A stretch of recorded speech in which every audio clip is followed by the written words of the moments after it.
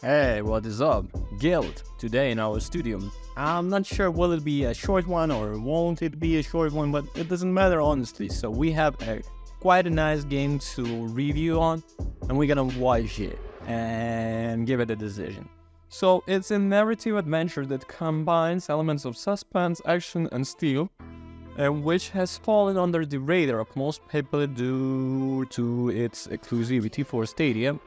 Now, with the closure of Google Game streaming platform, developer Tequila Works was finally able to make it available for the other platforms.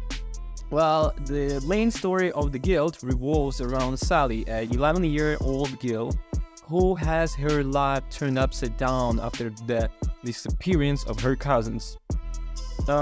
Emily. Emily, that's her. Her. This is defined with the lack of effort by the authorities and townspeople to look for Emily. Sally then decides to start an investigation on her own. During one of her siege missions, she is surprised by a group of bullies from her school who chase her down to the forest. When trying to escape, Sally ends up crashing her bicycle and falls unconsciousness. When she regains consciousness, she notices something different in her city, as if she were in another reality now, haunted by the worst nightmares.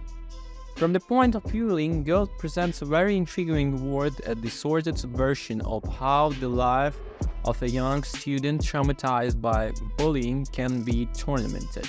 The game has a suspenseful atmosphere that, even though it's not the scariest, hits the spot when it addresses one of the most relevant themes in daily lives of children and teenagers. All the composition of the scenarios is very well done and takes place in the alternative reality of Sally's school and also in the parts of city around it.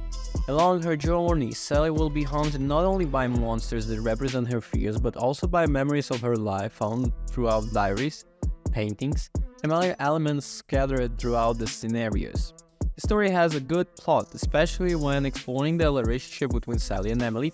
Another important part of narrative completion is in the town of the Wolf, famous for its mining activity and whose past hides some secrets that begin to be unraveled as Sally explores this new reality. Part of this narrative is told throughout cutscenes represented in a very similar way to the comics, which I found to be very interesting touch, even if some transitions between the scenes and the gameplay are poorly executed. It's also possible to highlight the GYLT soundtrack and sound effects, which combine elements typical of thriller games to further empathize the setting. In terms of the gameplay, GYLT features often found in the games of the genre such as Little Nightmares or recently released Bramble, the melting game. The main part of the gameplay is steel, where you have to avoid monsters while exploring the scenarios and moving from the objective to the next. Often this objective will be behind an obscure door, so exploration becomes mandatory to find a way to unlock it, or an alternate access road. To help guide you, you will have a map of explored area available, showing all adjustment rooms and also highlighting some items of greater interest. The game also has some puzzles that must be solved to advance throughout the maps. These puzzles are quite simple, but they serve to offer more alternatives to the main gameplay. Continuing to say about this beautiful game, the GYLT, taking about the enemies. There is not much the variation, but the designers and the convoys were very well feel of disturbance experienced by the Sally. Artificial intelligence alternates between good times and the bad. Enemy perception is where the biggest problem lies, as offer almost no challenge. It is possible to go through the most sessions without being noticed, even if some opportunities you are practically face to face with enemies. To make things even easier, you can throw soda cans that you collect from the machines scattered around the scene to distract them. In this situation where you are found by the monsters, you can still run to a safe room or hide in elements of the scenery. This is where the artificial intelligence works like a little better, as enemies tend to chase you for a considerable amount of the time. Compelling with a larger group of enemies can be problematic as most of them deal a fair amount of damage. On the other hand, the game offers a good system of the checkpoints and these potions of healing items, so this ends it up. Again, minimizing the challenges. GYLT also offers a combat system that is quite simple but fits with the purpose of the theme of the game. The main item in combat is your flashlight, which can shoot a beam of light at monsters' weak points to eliminate them. On occasion when you are surrounded by several alerted enemies, it is also possible to emit a pulse of light incapable of blinding them, thus creating a window to escape the conflict.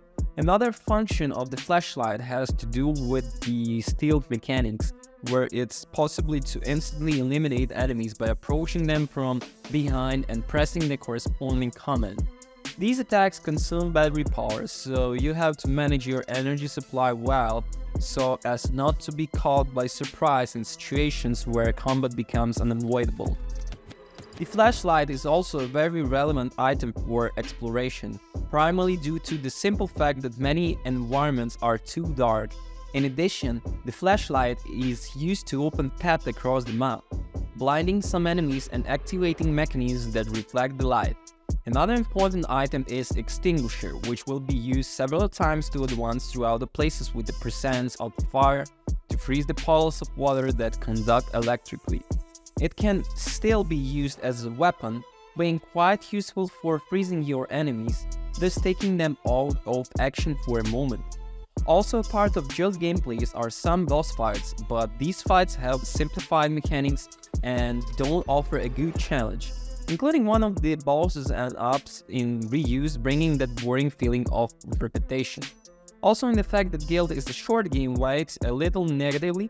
Even exploring the scenarios a lot of in the search of collectibles, the campaign can be compelled in about all 4 hours. At least the GYLT offers some alternative ending options, so there is a replay factor for those who want to go after all the achievements.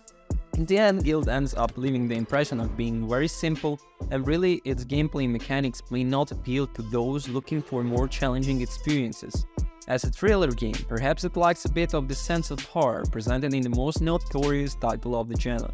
But if we consider the topic addressed as well as the importance of inserting in it electronic games market, GYLT turns out to be much more complex than it has to be. So the verdict: the greatest quality of GYLT is not its gameplay, but its making use of very relevant theme to show us that sometimes our biggest nightmare can be sitting right next to us.